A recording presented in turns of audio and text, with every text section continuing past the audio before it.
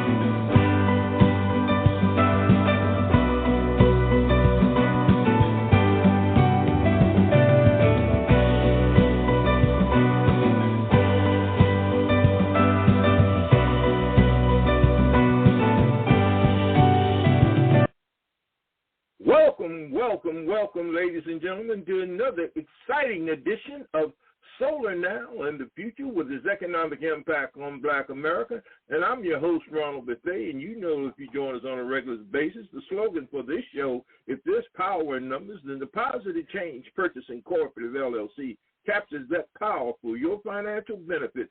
The Positive Change Purchasing Cooperative LLC serves as an economic blueprint for renewable energy companies, both large and small, along with increasing market share for African and African-American renewable energy companies to address the high energy costs at our historically Black colleges and universities, to utilize Black-owned farmlands and HBCU campuses to develop capacity and initiatives for renewable energy projects to bring down the underemployment of young African and African-American men and women locally, nationally, and throughout the diaspora. Also to educate the African and African-American community locally, nationally, about the economic impacts of climate change and the need for environmental education through Black Talk Radio programs such as Solar Now and the Future with its economic impact on Black America. Ladies and gentlemen, we don't have a scheduled guest today, but you know if you join on a regular basis that our call-in number is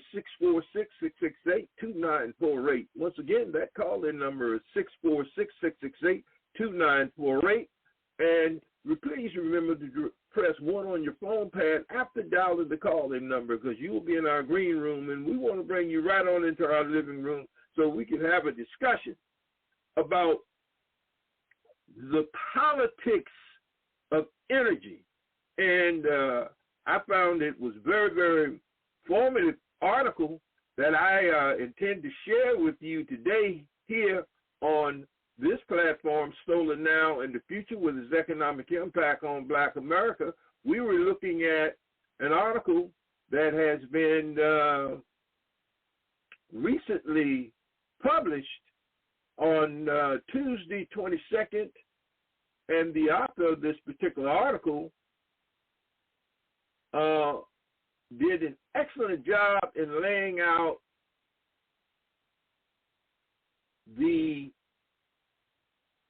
politics and the parameters of election as it will come forth. Now, this media conference was called on October 21st of 2024. It was put on by Evergreen Action, and the Clean Energy for America's group.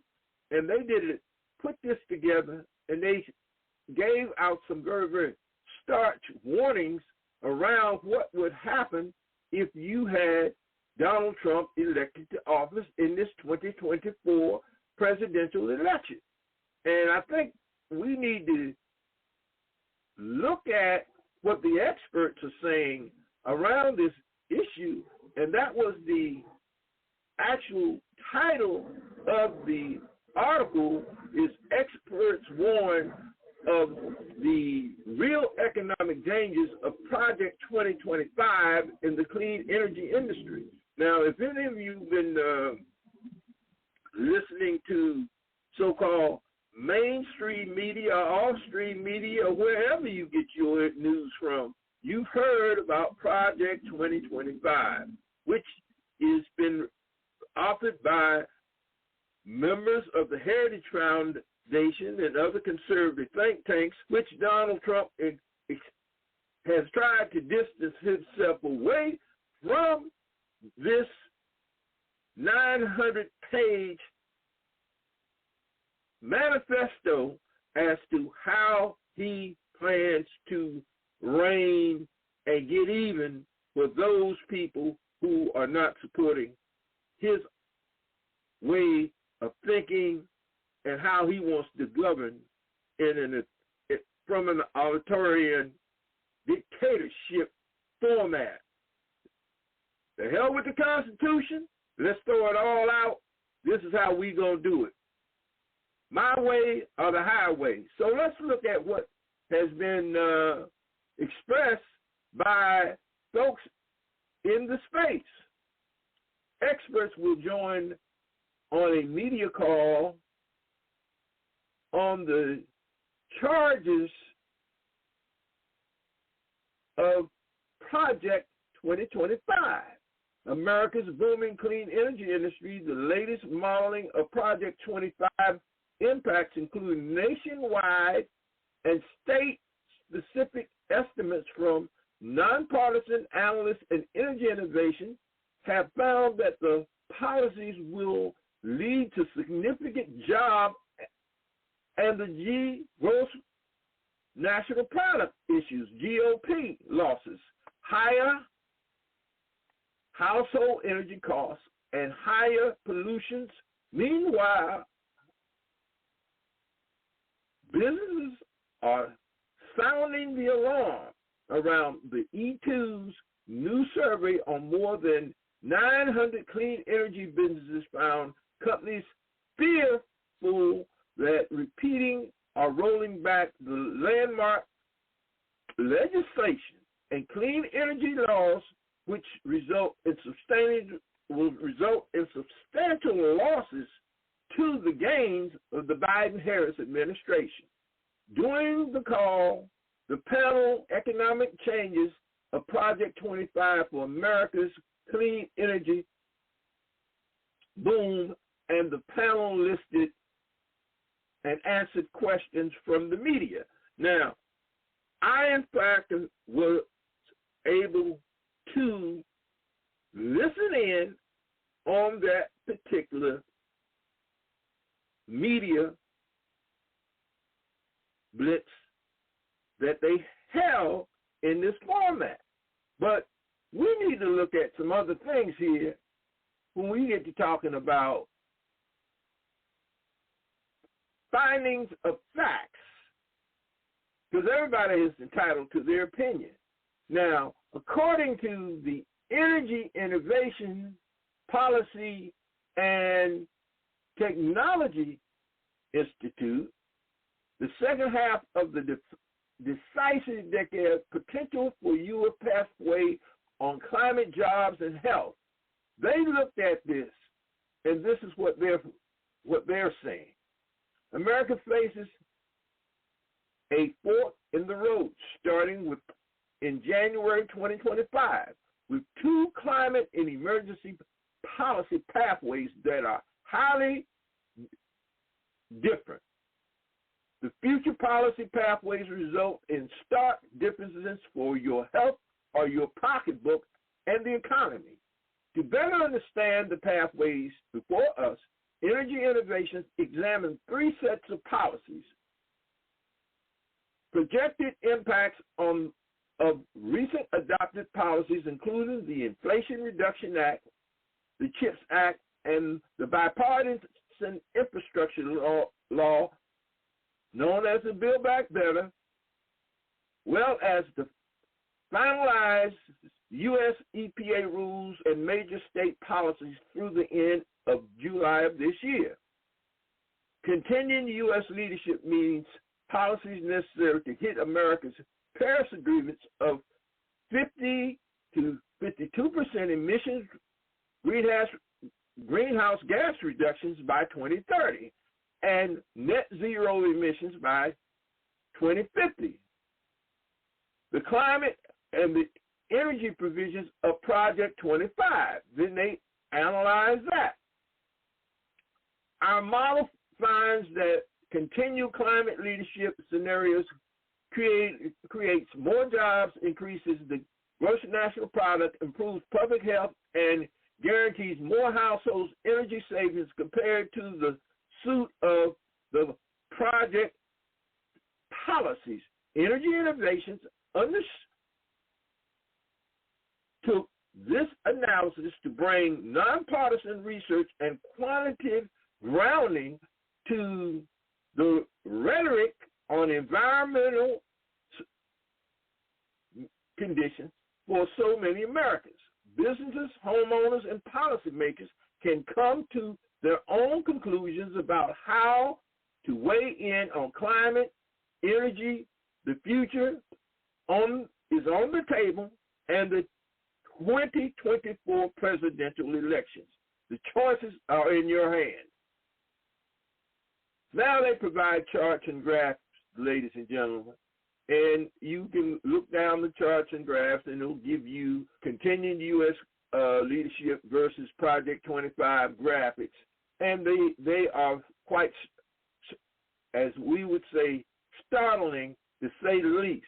So as we look at this, we're saying, wait a minute, people have two choices in this matter, and they have to make a decision on what they want to do and how they want to do that.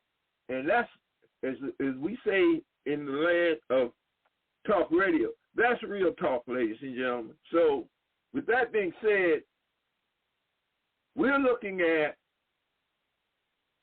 some other things as we look nationwide, specifically at the state-to-state situation here on the platform of Blog Talk Radio. Now, we are, as you know, live on Blog Talk Radio, and we are also here looking at the issue of what the experts are saying about the up-and-coming issues around the 2024 elections. As we are moving this platform forward, here on Blog Talk Radio, many of you who are listening to our podcast right now over the World Wide Web through the platform of Blog Talk Radio, as well as we are streaming via Facebook, Twitter, and Link, as we attempt to get back to our dashboard here on Blog Talk Radio. So if you will just give us a minute here, we'll be right back in our studios as we're looking at what's going on here. And remember, that call-in number is 646-668-2948. Once again, that call-in number is 646-668-2948. Here, as we're streaming this live over our YouTube online digital podcast radio TV network, and you can log on to our website at positivechangepc.com, and you'll be able to follow us on YouTube concerning these issues and these matters. Now, I found it quite interesting that as they were talking about the issue around the two entities and what was going on statewide, they broke this thing down state specifically. And we're going to look at the state of Michigan and what is at stake as we look at Project 25 will lead to massive job losses and increased energy costs in Wisconsin. And you can go down and you can find your specific state. Today, nonpartisan analysts and Energy Innovations released new modeling detailing potential impacts of Project 25 in each state. The new analysis compares two scenarios, one of which the radical Project 25 agenda will be implemented, and other with the historic climate achievements of the Biden-Harris administration. Our recent state progress is maintained in every state model. The results find that Project 25 will result in significant job losses and significant losses in the gross national product, higher house energy costs, and higher climate pollution by 2035. Now, when you begin to look at the modeling, it speaks in terms of Wisconsin, you're talking about increase of the average energy cost of nearly $400 per household in 2035, $3 billion in reduction in the gross state 2035, nearly 20,000 job losses 2020-35. Project 25 is a lose-lose scenario. We've given up on all progress we've made in the fight against climate change, and all we've got in return will be a higher bills and fewer jobs. Climate policies and federal funding that Project 2025 aims to eliminate are historically and is measurably popular, including among Wisconsin voters. Just this year, voters blocked the politically led effort from the state Republicans to stymie the state's use of federal funds, said Justin B-A-L-I-K, Energy Action's senior state program director. Should the policies be proposed by 2025 would allow us to go into effective rule in Wisconsin would be a devastating to the state's economy. Ladies and gentlemen, this is very, very, very, very, very, very timely. It's very, very, very serious, and folks need to take note as to where we're going to go, what they're going to do when they go to the polls, because this is what is at stake. People want to know, what do you have to lose? Well, this information tells you what you have to lose. And when you begin to look at this breakdown in this article by state, so what we're going to do, being that we're here in the state of Maryland, we're going to look at the impacts of this on our state economy here, where we are here in the state of Maryland. So with that being said, we're going to sort of open this map a little bit, and we're going to click on Maryland. Then we're going to bring you back to Zoom. So you can see and hear what is being said by the experts as they look at this policy from a nationwide perspective, because this is, as what we say, this is a necessary evil as we begin to look at the policies around 2025, the Project 2025, as it relates to where we're going as a nation. Now, when we begin to look at the policies around the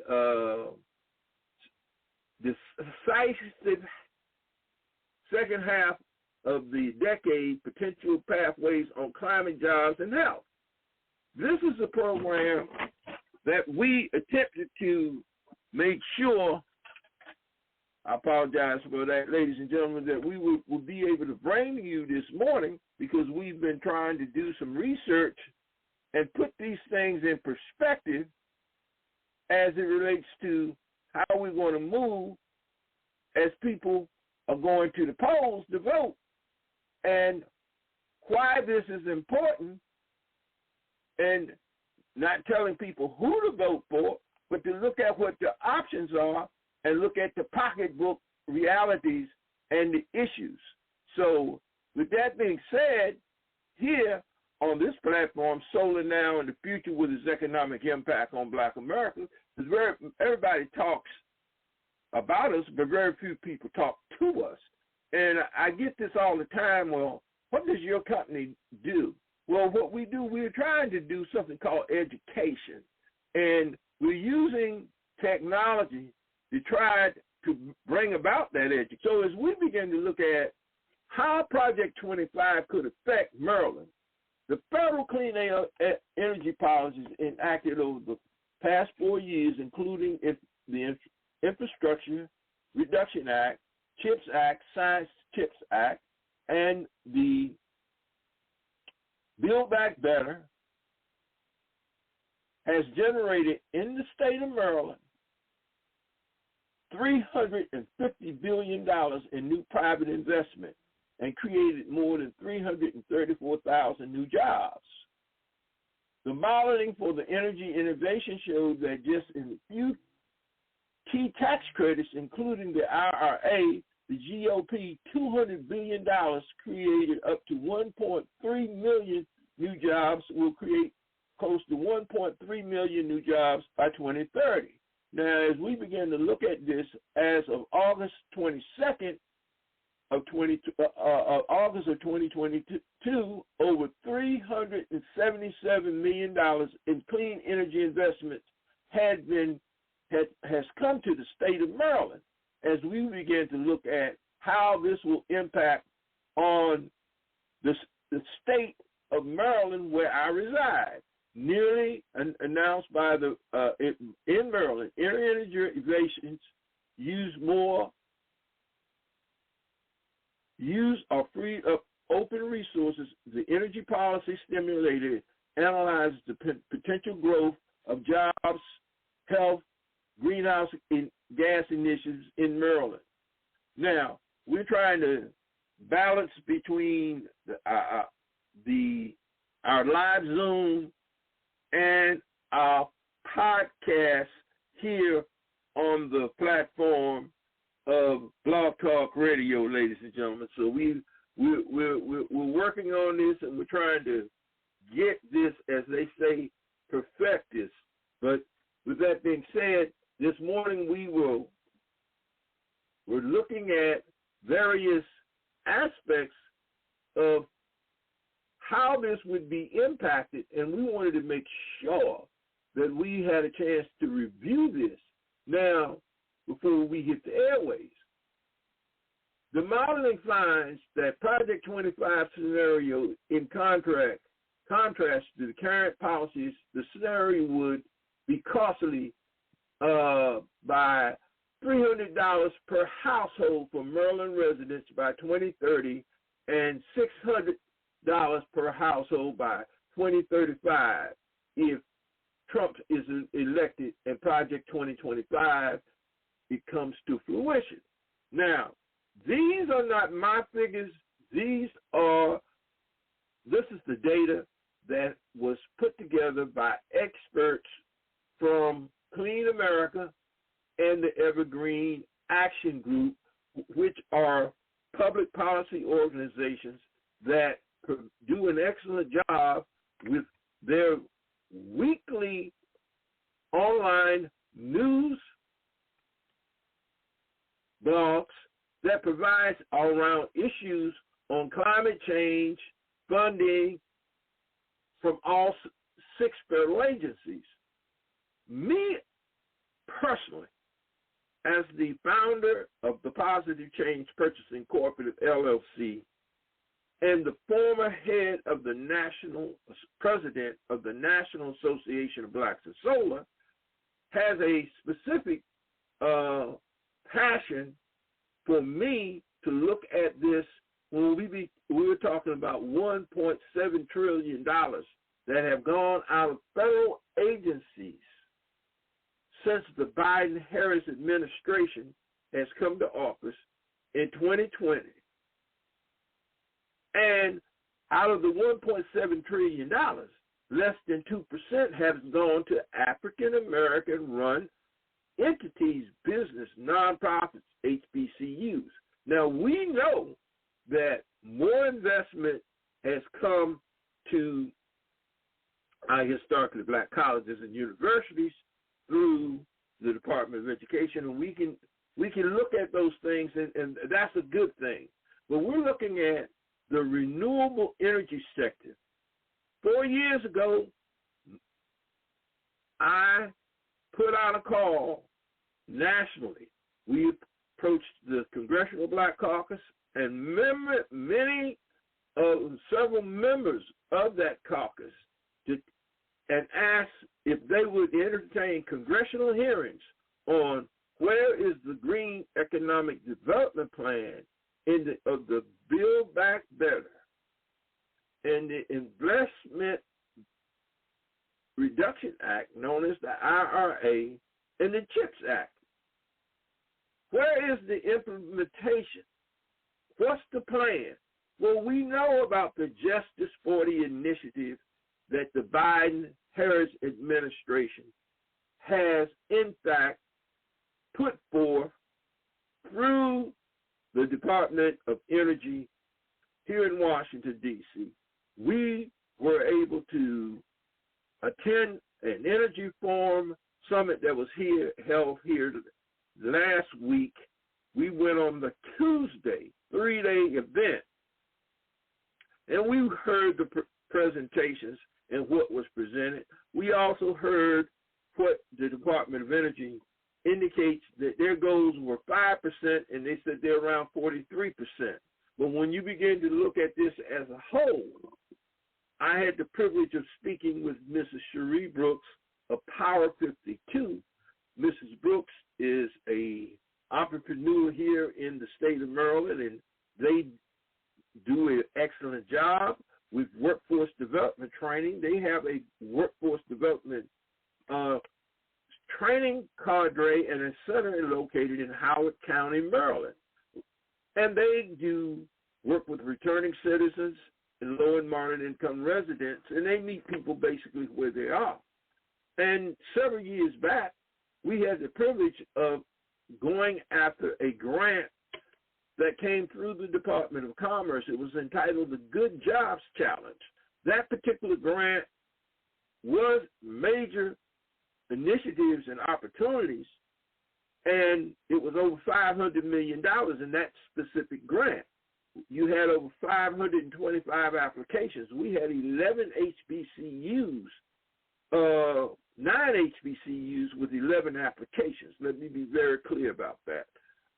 We partnered with Tougaloo College out of Mississippi as our lead fiduciary, and we went after a $19 million grant with a total of 5 African-American-owned companies in the solar and renewable energy space to train 1,000 young people in Mississippi, Georgia, South Carolina, North Carolina, Virginia, the District of Columbia and Maryland how to become energy auditors, electricians for EV charging infrastructure, and installers and framers for rooftop solar. We were not successful in that, but going through that process, it taught us that the playing field is not level. I recently, on this platform, broke down and looked at the impact of the 2024 elections on an initiative that came out of EPA known as the Greenhouse Gas Initiative, where there's some $27 billion. $7 billion of that was in an initiative that was piloted right here in the Washington metropolitan area inside our nation's capital called the Solar for All program. I went in front of the D.C. Council. We talked about numerous needs for this program to go national. The long and short of this, ladies and gentlemen, the Biden administration did, in fact, look at that particular pilot that was launched here in Washington, D.C. by under Mayor Bowser's administration, but the initial signing of renewable portfolio standard legislation by Mayor Bowser was in 2016. And in 2016, when they signed that legislation into law, there was shortfalls. And what I mean by shortfalls in the District of Columbia was the legislation was written where the D.C. had a 50% renewable portfolio standard, 50% of all the energy used in our nation's capital must come from green sources, whether it be wind, solar, nuclear, hydronetics. But for solar energy, it had to come from the physical land mass of the District of Columbia.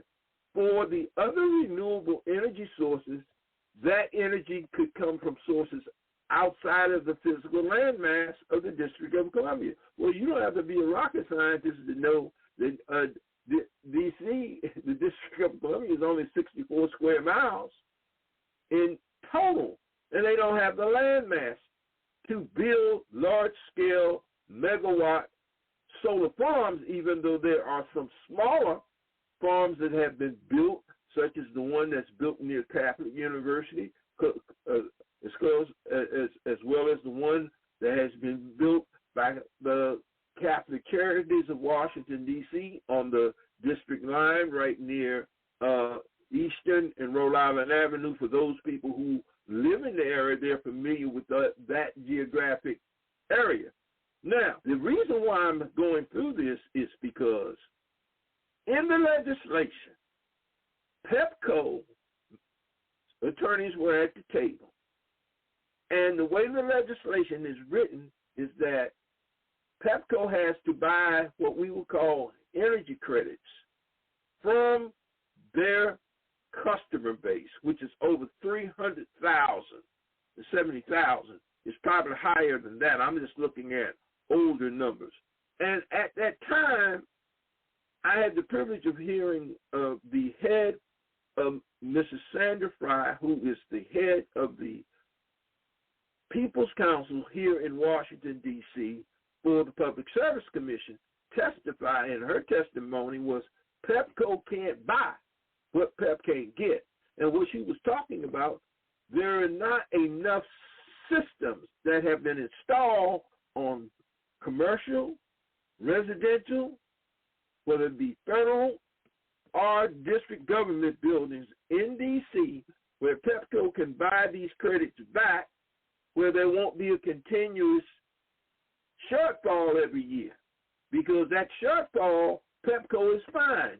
And for fiscal year 2017, after the legislation was originally signed in 2016 by Mayor Bowser with the 50% renewable portfolio standard goal by 2032, it was a $15 million shortfall. So PEPCO is fined the $15 million. But then they are able to return, and those fines in the form of fees on people's electricity bills. So who gets, in the final analysis, who catches the weight? It's the residents of the District of Columbia. So people are going through this in the district. I'm using that to show you how policy impacts what you're doing and what in our everyday lives. And this Project 2025, this, as it relates to renewable energy, not a winning situation for any of us in all 50 states.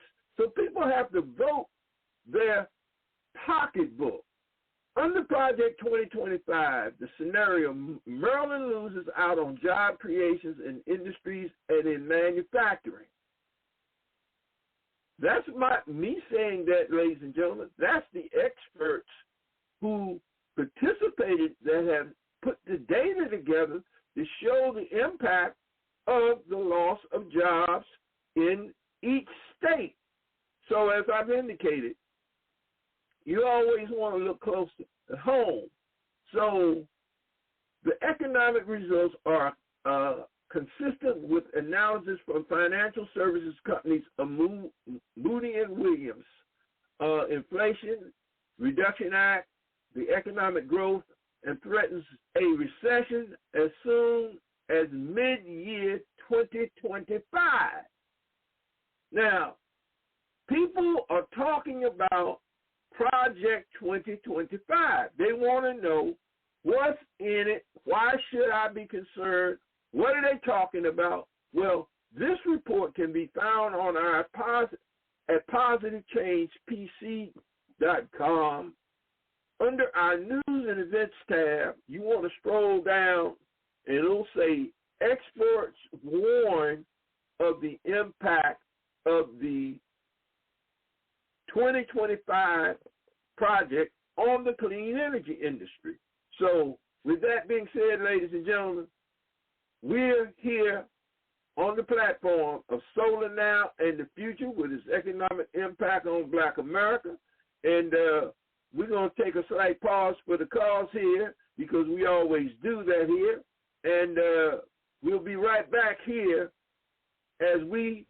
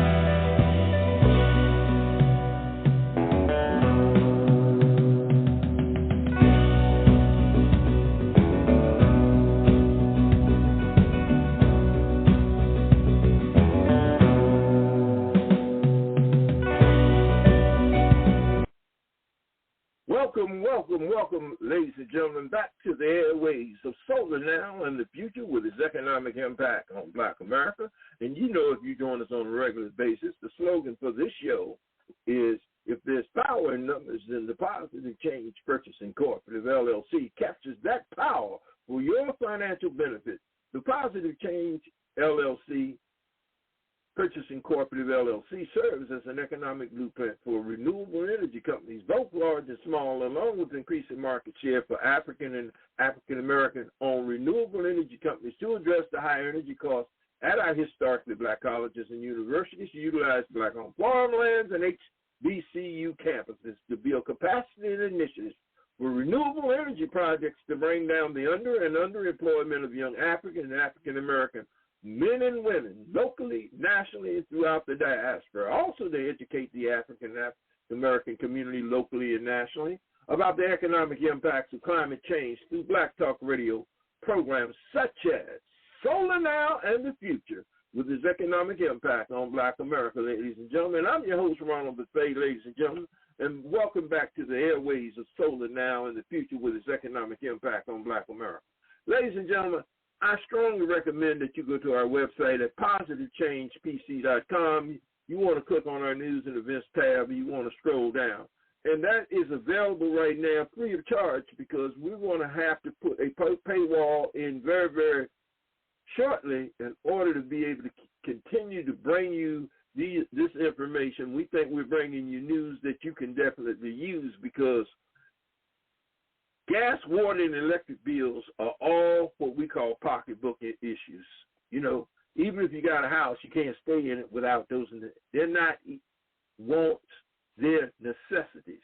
And we all are fighting to try to stay above, keep our head above water in this financial tsunami that we're going through, because if you are one who may be of my age group, I happen to be a proud baby boomer, and I'm trying to tell you, it's something coming called retirement, and Social Security don't cut it. Take it to someone who's living that experience. That's why we do what we do here, and we try to do it well so we can bring information to our listening audience that is valuable information that people can definitely utilize. Now, that call-in number is 646-668-2948. Once again, that call-in number is 646-668-2948. Now, what we're going to do, ladies and gentlemen, pause for the cause, but we're going to definitely look at where we are in terms of looking at some other issues that we wanted to try to bring to everybody's attention today here on the platform of Solar Now and the Future, with its economic impact on Black America, because that's one of the things that we're constantly struggling with, is how to navigate keeping everything in the right perspective in terms of getting this information to you. Definitely a timely matter. So we're going to try another format here. So with that being said, we are looking at what we're working with here, and I think that this may be able to help me do what we need to do here on this platform of Solar Now and the Future, with its economic impact on Black America. Now, as I stroll down, we're going to look at the issue of 2024 Energy Communities Capacity Building Evaluation Report. Now, this report has been put out by Emerald Cities Group here in Washington, D.C., which is headed by Mrs. Denise Fairchild. She's the founder, CEO and founder of Emerald City. She's a true trailblazer in the environmental justice arena, and they put out a report, Energy Communities Capacity Building Evaluation Report. The Energy Community Capacity Building Report of 2024 is finalized and available for funders, coalitions, networks, and organizations within the space to do and learn more about how to design equitable re-granting programs. And this information is very, very valuable, ladies and gentlemen, because one of the biggest problems you will have is working with small municipalities. I hail from a small town in South Carolina by the name of Dillon, South Carolina. It's a small county near Myrtle Beach, South Carolina, for those who may need some major tourists. That's how we identify where when you're down the way. You know, I'm 70 miles from Myrtle Beach, so people can say, okay, bam, I know where Myrtle Beach is, bam. Yeah, Dylan, yeah, there's a resort there called South of the Border, which back in the day was a big deal as me as a small kid growing up in a small rural town, because people stopped in there to gas up and get food and refreshments. But long and short, as a young kid working there in high school and being a high school athlete, it was a big deal because we had as African Americans other than working in the fields. Okay? And I'm going to be real about that. And looking at that, we understand when you're talking about a county with a population of under 30 to 40,000 people, you don't have numbers there. And let's be real. Everything is based on numbers. So when you begin to look at the entire population of the state of South Carolina, they have nowhere the numbers of the state of North Carolina. So the grants, the opportunities, they're not there. So what happens to young people when they graduate from high school? They're forced to leave that area and move to a major metropolitan area, whether it may be going deeper south to an Atlanta, whether it may be going to a Houston, whether it may be going to a New Orleans, whether it might be moving northward to a Richmond, Washington, D.C., or Baltimore, Philadelphia. Well, people have to go where they can find opportunities, especially after you go to invest time in college and get a degree. You're not going to go someplace and try to live in a place where there's no opportunities. So this is a situation that we find most of our small rural towns faced with. And African Americans have, through the leadership of the Honorable Johnny Ford, an organization called Historically Black Townships and Settlements. And yours truly, I am a member of that organization. And we will be presenting in the very, very near future a webinar to the organization to talk about how they can apply for these grants. That was a question that was proposed to me by the Honorable Johnny Ford some time about how do we get some money. Well, you got to apply for it. It's not, you don't have to be a rocket scientist, but when you're in a small town like that, they don't have the staffing, they don't have the grant writers, and they don't have, so these type of programs, learning how to design an equitable re-granting program become very, very important. And I had an opportunity to share with Mrs. Denise Fairchild some of these concerns here in Washington, D.C. at the Black Caucus event in one of the what they call brain sessions. After the panel was over, we talked very, very briefly. So we're going to be reaching out to them to bring someone on from her organization, Emerald Cities, to talk about this. But in the meantime, the program provides training, funding, and technical assistance to support Black, Indigenous people of color, low-income, and frontline communities nationwide to more deeply understand and organize, design, and implement the energy democracy policies and projects. In other words, to go after the funding. That's the bottom line, because if you don't know, nobody's going to tell you. And everybody's competing for the same federal funding because it's a nationwide pool.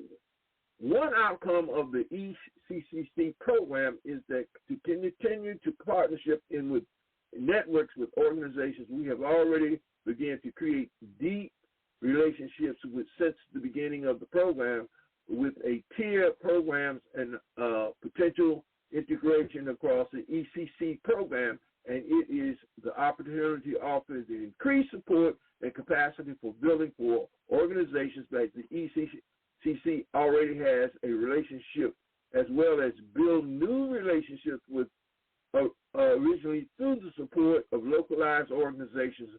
You can see below the testimonies of the groundbreaking work and impacts of the ECCC program.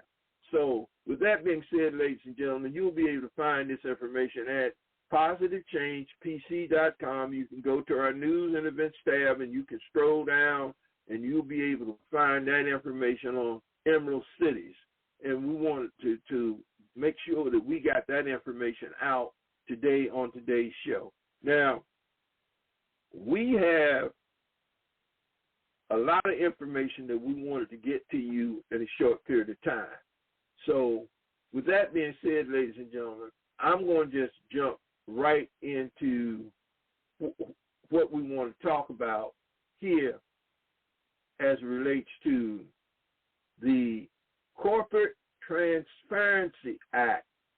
This is something that most people may not be familiar with. But if you log onto our website at News and Events, you'll see urgent new IRS law makes side hustles and business owners pay $500 a day unless you do this. You want to click on read more. And I'm going to play briefly some of the information that you'll be able to find through an online video that Mrs. Monica Henson has done an excellent job talking about the Corporate Transparency Act. Warning to anyone that has a business or that's doing a side hustle right now, because there is a new IRS rule that just went into effect, and it will affect over 32 million businesses in the United States. But the thing is, not many business owners know about this. Not many people know about it in general. Someone recently reached out to me asking me to do a video on this topic, and so today I am going to explain everything that you need to know and do ASAP, because the deadline is approaching for this really soon, and if you end up missing that deadline, you could end up owing the government thousands of dollars or worse. So make sure you watch this entire video until the end, because you do not want to miss any of this info. Hello, bonjour, hola, aloha, konnichiwa, wagwan, shalom, assalamu alaikum, jambo, ciao, namaste. I am back with the news that you definitely can use today, because this new IRS rule just went into effect on January 1st, and I literally asked 10 people if they heard anything about this, and they said they had no idea. And I know many of you that are watching me right now probably have no idea about this either, but there are huge penalties and fines if you do not follow this rule. So today we're about to get into this, and I'm going to walk you through step by step what you need to do ASAP. But before we get to that part, let me actually explain what's going on. So there is something called a Corporate Transparency Act. And this was a law that was passed in 2021. But the particular part that I'm about to tell you about didn't go into effect from this act until January 1st of 2024. But the whole point of this act was basically to try to decrease financial crimes such as money laundering, making it harder for people to hide money or to benefit from illegal gains from companies like shell companies or other company structures. So this law now requires businesses in the United States to report individuals who own or control the business. And they are to report this through a new form called the BOI, which is a beneficial ownership report. And this report is to be submitted to a specific part of the United States Treasury Department called the Financial Crimes Enforcement Network, also known as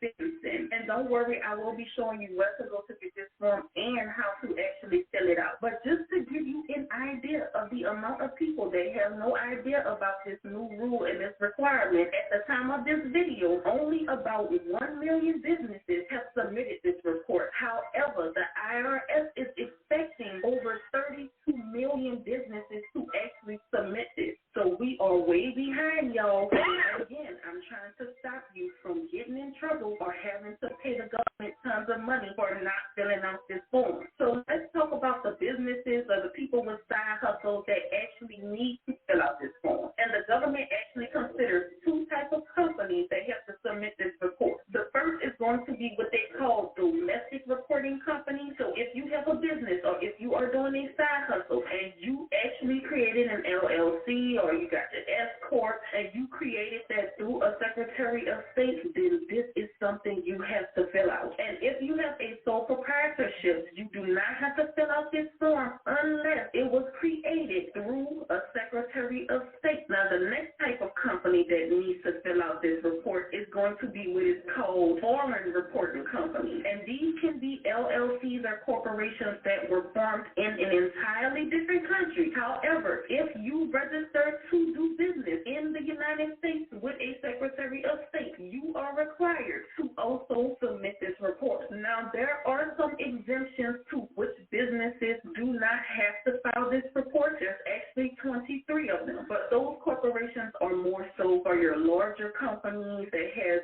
20 or more full-time employees and that has had over $5 million in gross receipts in a year. Some other exemptions are going to be your nonprofits, banks, credit unions, insurance companies, government authorities, and inactive entities. And let me tell you something. If you have an LLC and you're like, well, I'm not doing nothing with it, I just registered the LLC and it's just sitting there, let me let you know the only way that you are exempt from actually filling out this form is if that LLC was created before January 1st of 2020. And you also have to have not received more than $1,000 in the last 12 months. And don't worry, I am going to leave a link down below to all of the exemptions for filling out this report, and it'll have more details about who actually fall under those exemptions. But unless you are exempt, which most people are not going to be exempt, then you need to fill out this form, and the sooner the better, because you don't want to put this off, and then you forget, and guess what? You get a large bill from the government saying you owe $20,000, $30,000, $40,000. So the next thing we need to go over is who even qualifies as a beneficial owner? Like, who actually needs to be written on these reports that we are submitting? A beneficial owner is an or indirect. Ladies and gentlemen, you are listening to Mrs. Hinton, who does an excellent job explaining the Corporate Transparency Act. We've got about 2 minutes here left on this edition of Solar Now and the Future with its economic impact on Black America. And as I've indicated, the call-in number is 646-668-2948. We won't be entertaining any calls today. We didn't have anyone call in. But remember that this show is brought to you every week by the Positive Change Purchasing Corporate, LLC, which serves as an economic blueprint for renewable energy companies, both large and small, along with increasing market share for African and African-American-owned renewable energy companies to address the effects of high energy costs at our historically Black colleges and universities, and to utilize Black-owned farmlands and HBCU campuses to develop capacity and initiatives for renewable energy projects to bring down the underemployment of young African and African-American men and women locally and nationally. Also, they educate the African and African-American community locally and nationally about the economic impacts of climate change and the need for environmental education through Black Talk radio programs such as Solar Now and the Future. Ladies and gentlemen, we will be bringing you some very, very exciting shows in the very, very near future. We're setting up a lineup of guests that we'll be bringing on. I'll be bringing on our new president of the National Association of Blacks and Souls, which I have served as the president of that organization for the last 5 years. I am now serving as chairman of the board of the National Association, chairman of the board of directors for the National Association of Blacks and Solar. So we'll be bringing on team members. And if you would please go to our website at positivechangepc.com. And our email is info@positivechangepc.com. If you'd like to get in contact with us, that's info@positivechangepc.com. P as in Paul, C as in cat.com. That's info@positivechangepc.com. You can click on our news and events tab, and you'll be able to find us there. So with that being said, ladies and gentlemen, we've come to another end of exciting edition of Solar Now and the Future with its economic impact on Black America. And with that being said, we would like to thank all of you for joining us today. And remember, we hope that we brought news that you can definitely use. And with that being said, we always tell our listeners to go in peace.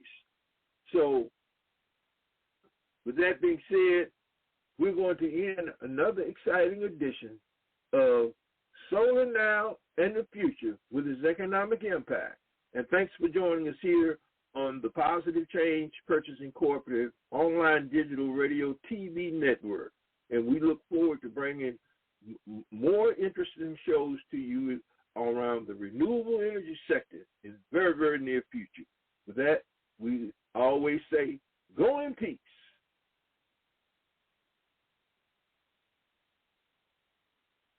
Ladies and gentlemen, we are here with platform Solar Now and the Future with its economic impact on Black America. As I've just indicated, we've been going back and forth trying to navigate what we need to do to locate where we are in terms of closing out our podcast here on Solar Now in the Future with its economic impact on Black America. And with that being said, we'd like to say, once again, go in peace.